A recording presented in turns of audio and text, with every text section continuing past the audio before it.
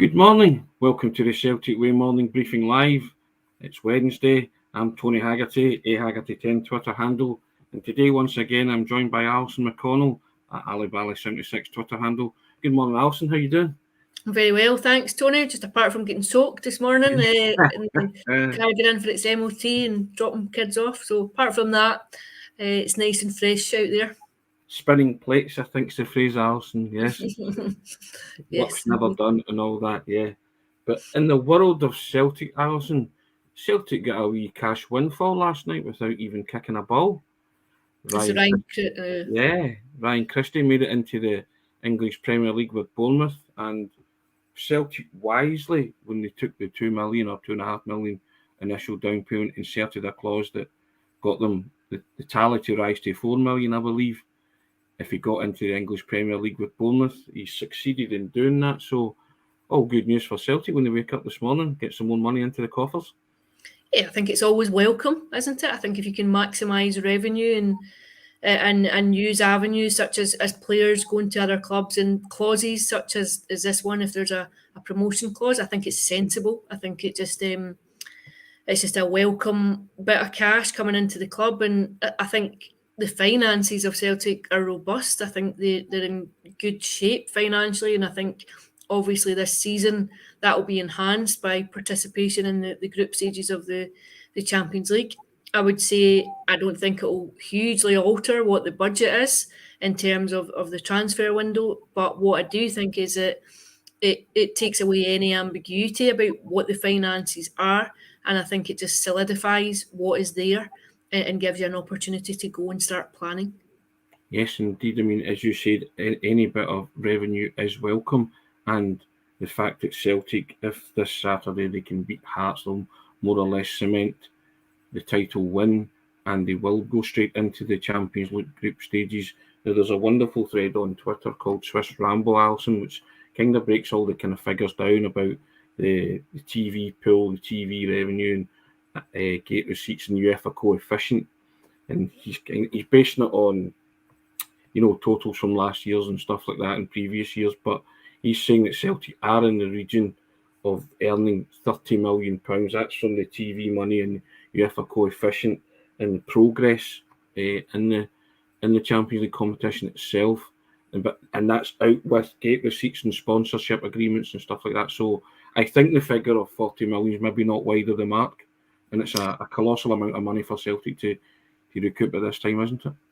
Yeah, I think, it's a hugely lucrative tournament to be invited to participate in. I think, it guarantees a certain amount of financial windfall coming into the club. I think it's insane amounts, really. I think, it's just it's been ramped up in recent years, and it's a truly significant bounty. It's an eye-watering amount of money that it takes into the club. I think, and I think Celtic have missed it. I think they've 5 seasons since Celtic were last in the group stage of the tournament.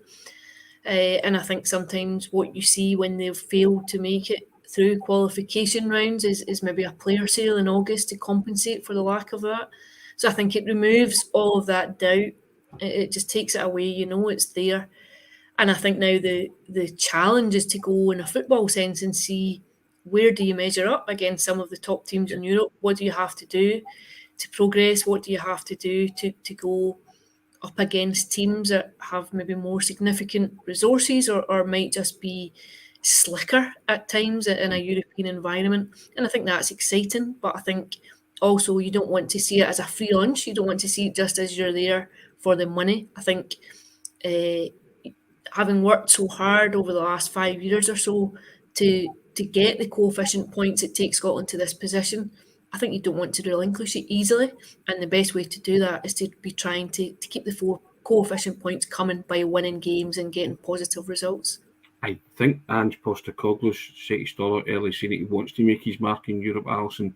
This is European football's premier tournament. It is the pinnacle for players at club level to be involved in this. Ange wants to be competitive, doesn't he? And the irony is that in all of this, Celtic are probably at their most prepared heading into a European competition when they don't have any qualifiers and they're straight into the group stages. There's an irony there, isn't there? A wee bit, possibly. Yeah, I know what you're saying. Yeah, and sometimes they're going in and on the back foot in terms of recruitment and players. If you look at the squad, it probably started against Midtjylland last July. There would be very few who would still be in the starting lineup on a regular basis from that night. So yeah, I take your point.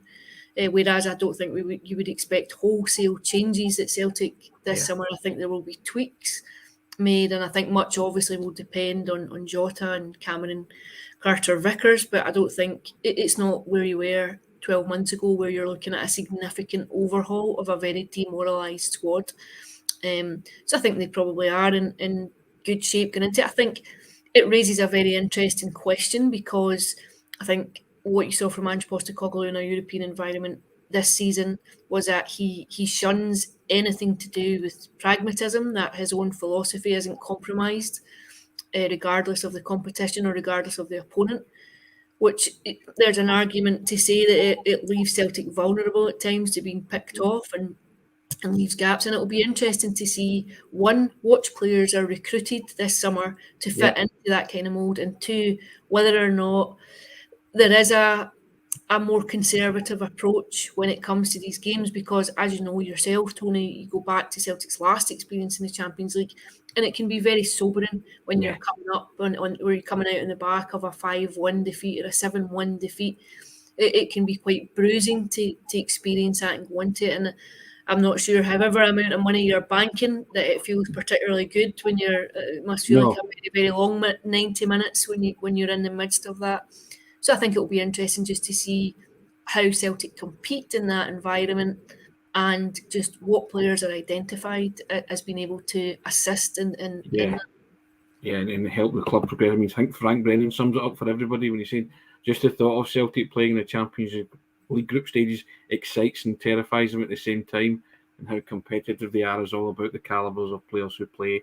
Yeah, it's all about the recruitment in the summer, isn't it, Alison, with regards to that, as you say. And I don't think that the Celtic supporters particularly enjoyed the last Champions League campaign when you said there was 5-0 defeats and 7-1 defeats. It's not an enjoyable experience watching your team go in.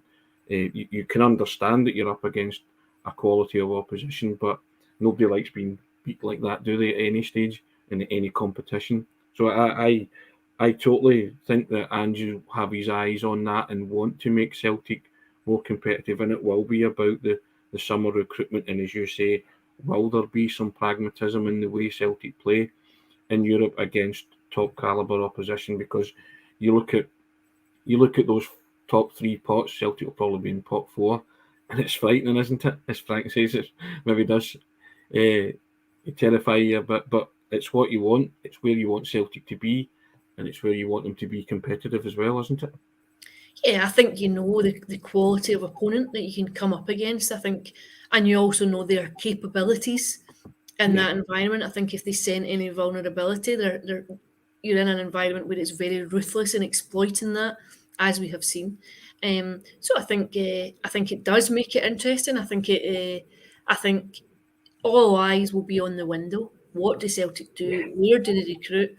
And in that sense, I think it's important from Celtic's perspective that they know fairly early on this summer what the intentions are of Jota and Cameron Carter-Vickers, because they have been pivotal parts of Ange Postecoglou's side. If they are there and signed on a permanent basis, they're key players in that team.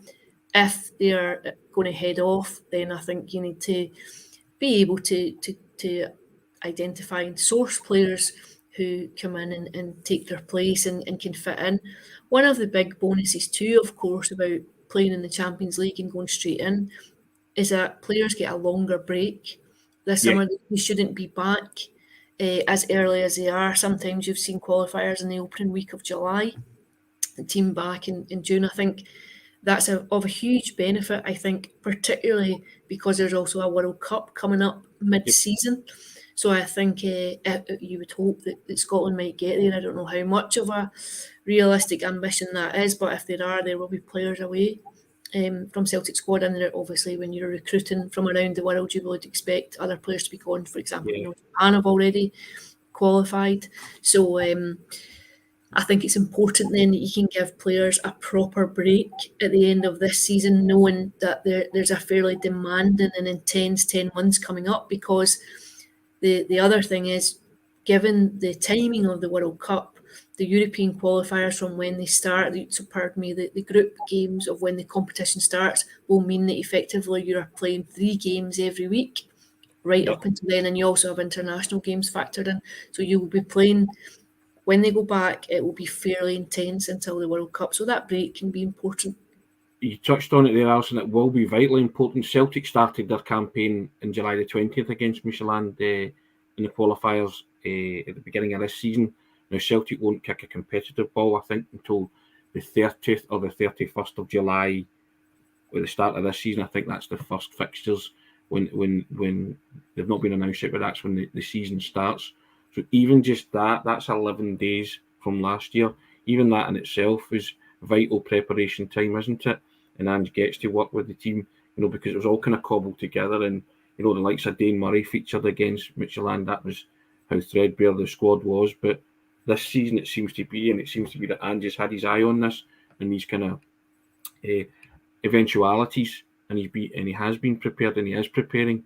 And I think, as you see, even if Cameron Carter-Vickers and Jota don't sign, I think there'll be contingency plans there to bring in players, because he'll have been working on that from a long way off.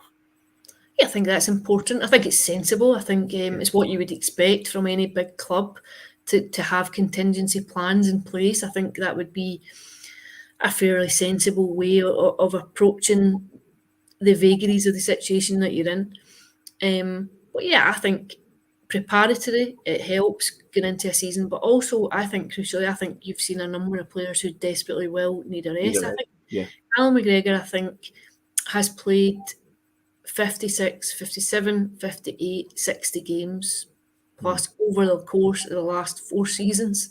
Like, it's a relentless run of games. I think it's very important physically and mentally that you're allowed to take a break and just to move away from it for a period of time and be refreshed and come back knowing the demands that lie ahead of you, but more equipped to deal with them if you've had a chance to recharge. And also too, I think it then gives you an opportunity with the later qualifiers. The pressure is off. Like, sometimes I think the most intense and most important games of Celtic's and Rangers season, when you're in Champions League qualifiers, come at the very beginning, almost before you've played any competitive football, because I think they can set a tone for the season. I think those qualifiers can leave a hangover when they're not successful. So I think taking that pressure out early on can also be of a benefit. You touched upon a player there, Callum McGregor, and I've written a piece on the site if you want to check it out. Paul Lambert talks about the role that Callum McGregor has played as Celtic captain this season and stepping into Scott Brown's shoes, and he's very good on it. Just saying it's either in you or it's not, and he kind of believes that it's been in Callum McGregor for a long time. But he narrowly missed out, Alison, on the Scottish Football Writers Association Player of the Year. That accolade went to Craig Gordon. You can't win them all, eh? Yeah, I think Craig Gordon's had a tremendous season. I think he's my argument would be he's probably responsible for maybe 10, 12 points that have gone Hearts' way. I think he's been excellent. I think Callum McGregor would have been a worthy winner too. I think, I think it's maybe fitting that one of them takes a PFA award and one takes the Scottish Football Writers Association award. I think both have had very impressive campaigns, and I would imagine it would have been a fairly close call between both of them. Yeah, I mean, Callum McGregor's had an outstanding season. I don't think you would mind, as you say, coming runner-up to Craig Gordon in that sense, because he has had a marvellous campaign, but it saves him from sweeping the board, because people will think he was superhuman then. Alison, if you just listed his 56, 57, 60-odd games, they'll say, is there nothing that he can't do? Callum McGregor, and it's only downhill from there then, isn't it, after that? So I think it's just I think he's shown a remarkable consistency for the last 4 or 5 seasons. I think under Brendan Rodgers, he really kicked on, he really developed, and I think what you've seen is the trajectory of his career just moving upwards all the way. I think he's a player that's capable and would have been capable to go on and hold his own, I think, down in the Premier League in England. He made the choice to stay. He was saying to us last week it was never in his mind last summer to leave, even when things were falling down round about his ears at Celtic. He was of a mind to stay and put it right and help rebuild and show that last season was a blip. And I think that's probably been reflected in the performances that you've seen over the course of this campaign. Thinking of that game at Ibrox, where he was hugely significant in taking the game by the scruff of the neck at a point when Celtic looked as though they were on the ropes and getting them back onto level terms and just letting them find their feet a bit. And I think that's been the story of his season. And also at Hampden as well, in the defeat in the semi-final, where he got the players together on the turf at the end and then came in and told the press people that all he said was one game will not define their season. Real leadership and strong captain qualities, I thought, that day, Alison, when he did that. Yeah, I think you've seen a real maturity in performances. I thought he was Celtic's best player on Sunday too, against Rangers. I thought he was excellent. And I think what you would point to is not doing that in individual games or not doing it in one-off games, but sustaining it over the course of the season. And that's when it is very difficult. But I think you would have to applaud the contribution he's made this season, even just the courage, I think, in coming back with a fractured cheekbone in 2 places and playing with the mask. And I can't imagine that's a comfortable thing to do. I think it must affect your peripheral vision at times. I can't imagine that you would want to be playing with it, but it's not affected performance levels from him at all. Well, he said himself that it would be a dream to lift the Premiership trophies. A title-winning Celtic captain. He can take one step closer against Hearts on Saturday if Celtic win that game. We'll build up our own podcast for Saturday's game in the next couple of days. Alison, I think you're on with Sean tomorrow, aren't you? I am indeed. I think I'll be on with Sean on Friday. You mentioned maturity in Callum McGregor. Yes, mature Callum McGregor, the only immaturity he gets on here of a daily basis. But Alison, thanks for your contribution. Really enjoyed that. Guys, thanks for your comments. As I say, we always try and read them out. But we were just engrossed in the chat today.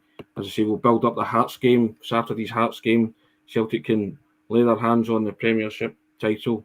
It's been a long year coming, but finally on Saturday they can maybe take that step closer. Alison, we'll see what happens. But have a wonderful Wednesday. Thank you. Take care. Thanks, Tony.